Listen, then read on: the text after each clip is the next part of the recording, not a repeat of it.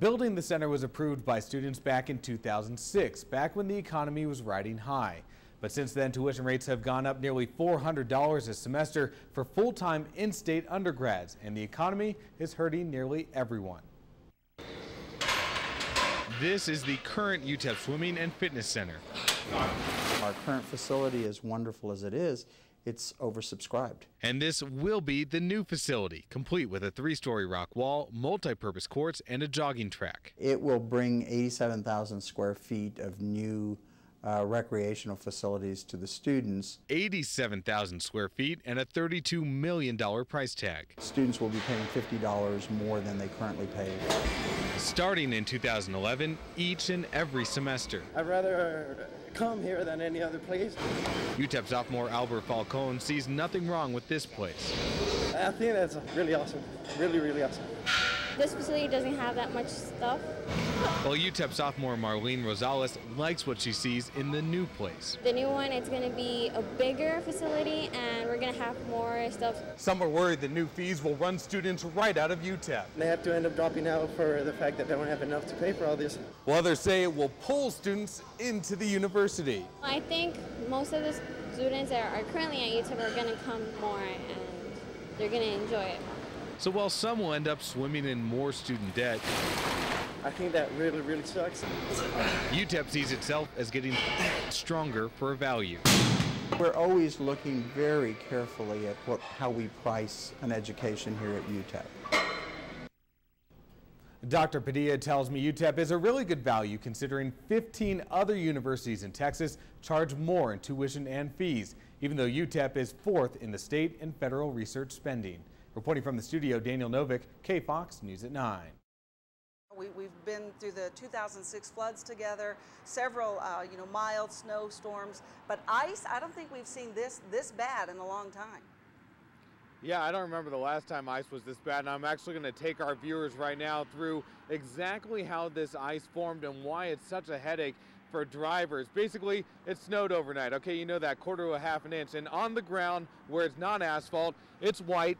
It's fluffy, you can see it very clearly, really not an issue at all. But on the asphalt, it's a completely different story. I'm gonna walk on over here and hopefully I won't have a YouTube moment, but you can see here on the asphalt, it is ice. Basically what happened, the snow melts and as a result, it becomes water and then it gets so cold that it freezes and you have the ice that forms on the asphalt.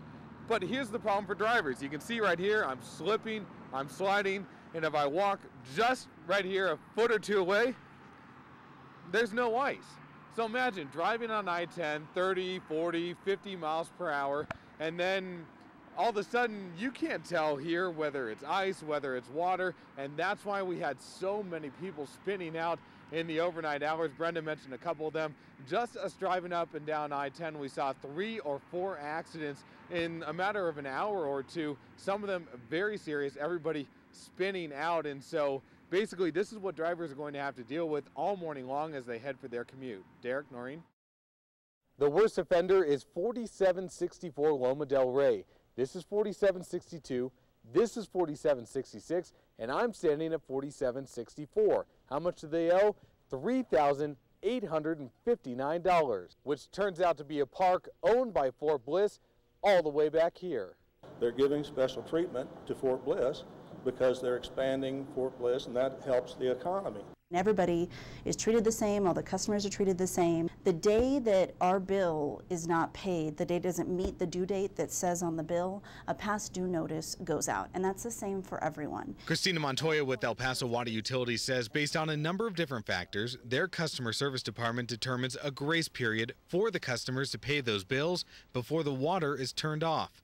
Fort Bliss's grace period, on average, for these 302 bills, looks to be between 2 and 6 months. Their history shows they have always paid the bill within that grace period. There has never been a time where they have not paid. They have always made good on it.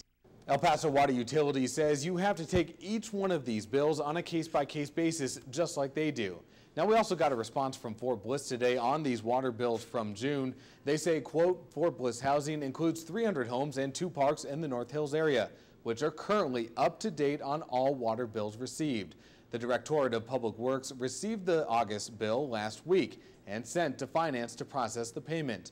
At this time, the water bills in question are current, and Fort Bliss processes the bills it receives in an expeditious manner to ensure payment is received. Reporting from the studio, Daniel Novick, KFOX News at 9.